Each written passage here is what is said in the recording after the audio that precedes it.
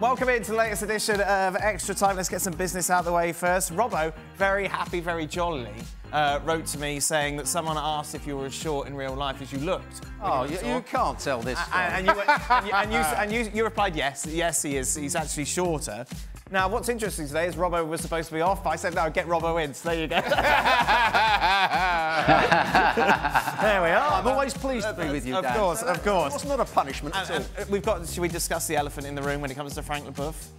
Of the thousands of actors that they used in the opening ceremony, the stars, some of the greats from French history, there was no room for Frank Leboeuf, Frank. That's got to have hurt, isn't it?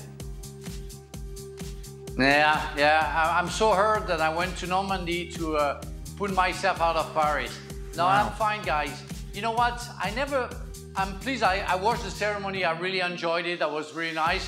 But I don't feel, I heard you say that I should be there. Well, I'm not none as much as well, nor did Zidane, No Parker. one else thought you should be there either, Frank.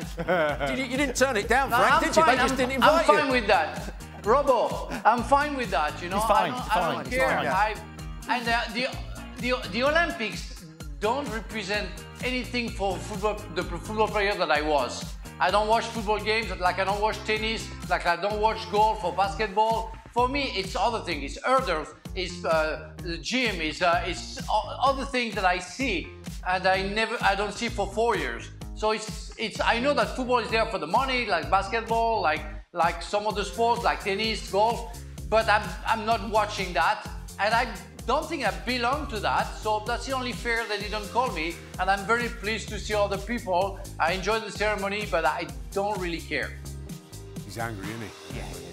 That's a long answer. It's a long political answer. A lot about, hey, I don't care, I'm not angry, but he's being... I'm fine. Yeah. I'm fine, you know, it doesn't belong, you know, they have Zidane. Rafa Nadal's not even French. Okay, Frank. so it's a lose-lose answer. That's a lose-lose question from you, because I can't have an answer.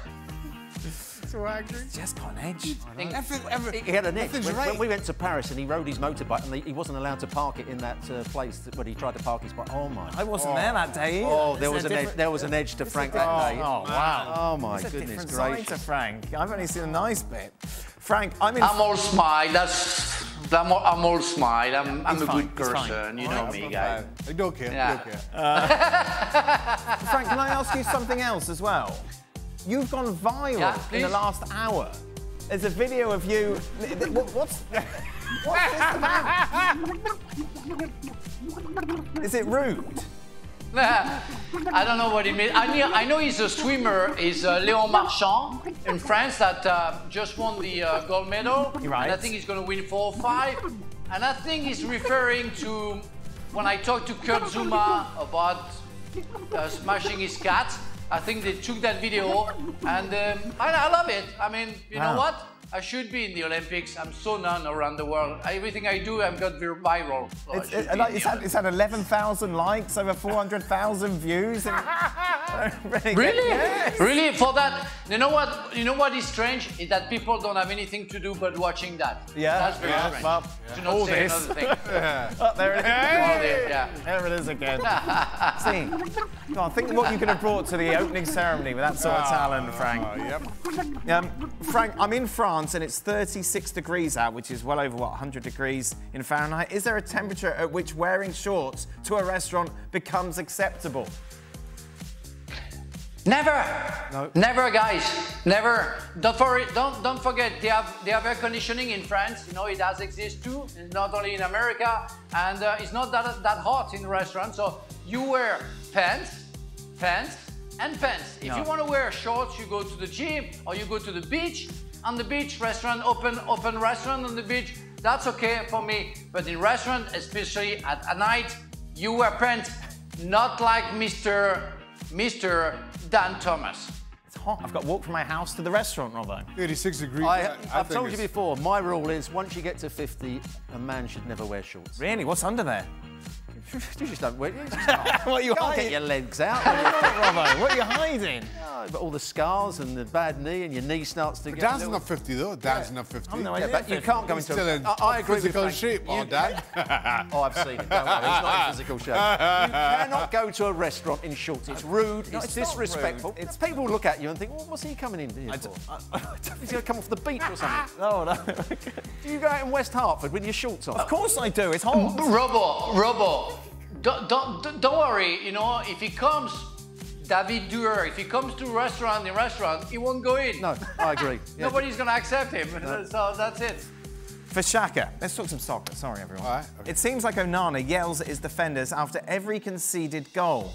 I can't imagine that's normal. How often did you yell at defenders? No, I never yelled when Jordan Pickford's the king of this. Oh, my. Pickford does it all the time. I never yelled when a goal scored, and as a defender you've made a mistake. You know. You don't need me. So why are they doing it? I would yell for effect. I would yell when the goal didn't score, and because we've been making a couple of mistakes, and you just have to get people to switch on. When a goal is scored, I think that just piles on. Get back in your goal and do your job. Save the ball. Stop moaning at everybody else. But I thought Onana was good yesterday. If you want to organise the defence and say you might tucked in there and you need to go and that's shouting and yelling. It's for the crowd's benefit. Pickford does it. Yeah, it's pathetic. Frank, how would you feel if you had Jordan Pickford behind you shouting at you? Well, I will turn and say, shut up, save it, and after we can talk. That's it. Yep.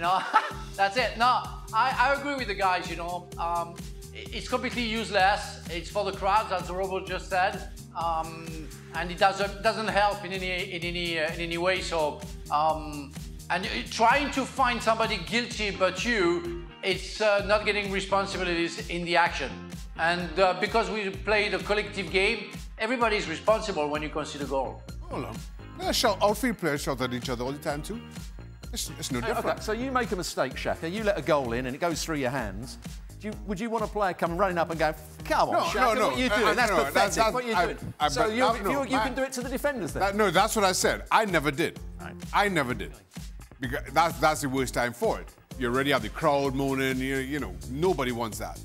But, in the general course of play, somebody doesn't make a pass or everybody shouting at each other. Similarly, in the back, if you don't pick up when I shout, when I say something, I'd shout at you. If you're not picking up a player and it results in a goal, I'm not saying anything at that point. Because you know. What you can't do as a goalkeeper or an outfield player is highlight to everybody in the crowd it was his fault that the goal went in. I think that's I agree. I think that's awful. I have worse, Robo, sorry. I have the player who, after conceding a goal, look at the coach on the bench and does... Yeah. That's the worst. That's the worst. Yeah, I agree. That's even I saw two goalkeepers at West Ham that their career was ended at West Ham by two outfield players making a big fuss when a goal went in. One was Mervyn Day, and Billy Bonds, who was the captain of the club, he let a goal in at Chelsea, and he did this to the crowd and went, oh dear. And from that moment on, he was never the same player. And a Scottish goalkeeper, McKnight, came down, and he let a goal in against Luton in a 3-0 home defeat, and the centre-back, Tony Gale, turned to the crowd and went, wow, what can we do? Oh. And that was the end of their careers. Wow. Robbo, drop bench start. They're all in their prime. Kevin De Bruyne, Mesut Ozil, Cesc Fabregas. Oh, I would play Kevin De Bruyne up as... Kevin De Bruyne. Start him. Starting on the bench would be Fabregas, and out would be... Have you seen Mesut Ozil these days? No, I haven't. Yeah. Not like you, then, Dad. Not to the same team. If he was here, you'd pick him because you wouldn't tell him to. But why didn't he do that when he was a player, then? Well, he didn't have time. He was busy playing. He is. Fabregas and Kevin De Bruyne are two magnificent Fernando players. Torres as well as all got all big and strong, isn't he? Big as well. Oof. I'm next. Is Frank concerned with Chelsea? Why you laugh? Is Frank concerned with Chelsea and their disastrous pre-season so far? Jay, calm down. Second game, fine. They just started. We're not going to start thrashing Chelsea because of 2 preseason games. I don't care. They can lose any game. You win friendly games, and you don't win any Premier League game. You're gonna be trashed. But I don't understand that you are so extreme right now. Take it easy, my man. It's just a tour. They are working, and we're going to judge them after the first game of the Premier League. What they do before, I don't care. For Frank, how disappointing and sad is it for a club like Bordeaux to go from Ligue 1 to virtual non-existence in a matter of a few years? Any chance you'll buy the club? No, but there was something from my former teammate Vicente Lizarazu, but I'm very close to him, and we exchanged about the fact that he's so down about what's going on with Bordeaux. Can you imagine that Bordeaux is the name that everybody knows in the world because of the wine culture and the wine culture, sorry, and nobody thought about getting that club, making a brand because of that name. That would be the easiest way to get the money out of it, but they always take bad people. And Mr. Lopez has to go. He has to go. He's not treating the club the way he should. He doesn't do something good for the city, and he doesn't do, for sure, something good for the club. Bordeaux is a big club that I have all respect for him, for them, for the club, sorry, for it. And it's a disaster. It's a disaster for France, because it's like losing Marseille or Paris Saint-Germain or Saint-Etienne.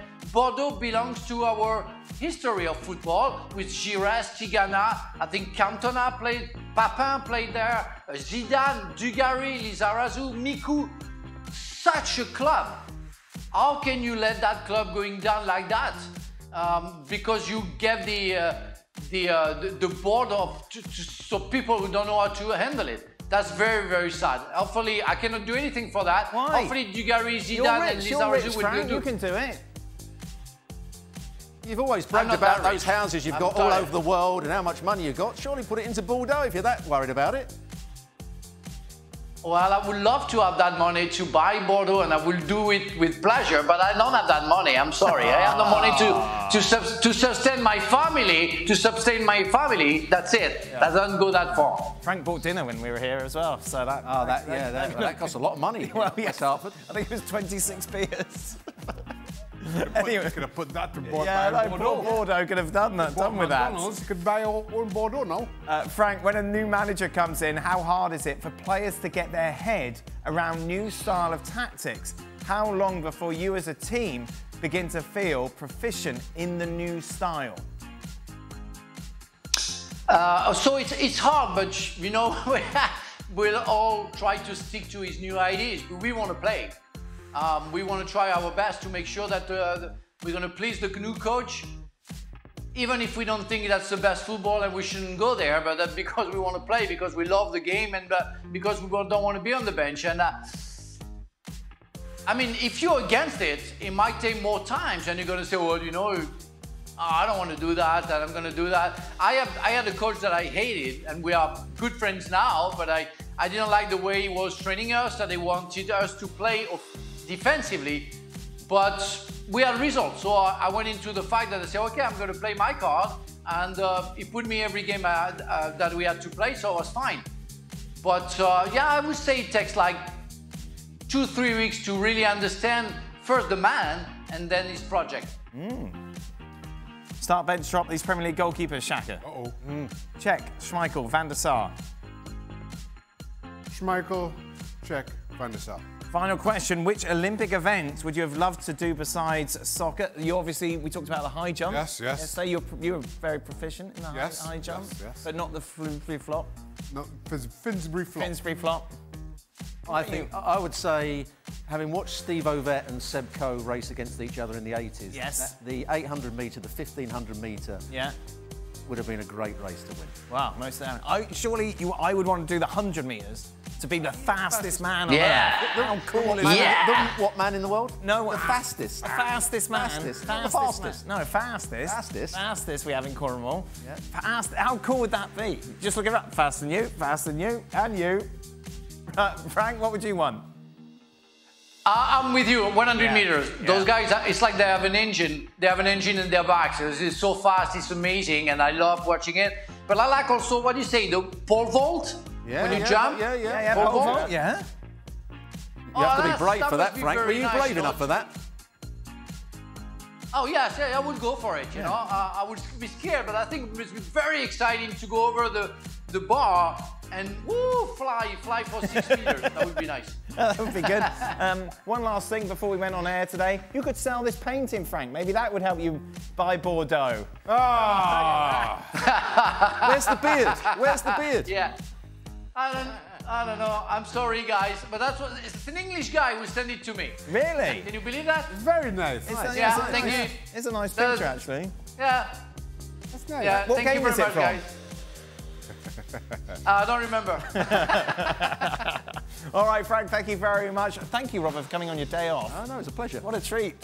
Now you know who threw you under the Nice bus. Nice time, Now you know. Robo. Robo, you know what? You are matching the studio. I see yeah, the the extra green. time behind you. Yes. It's green. Dan told me I The need to tie, wear this tie. perfect. Yeah, absolutely. I said, right, wear that green. And the right ankle. You look lovely in that green tie, I said.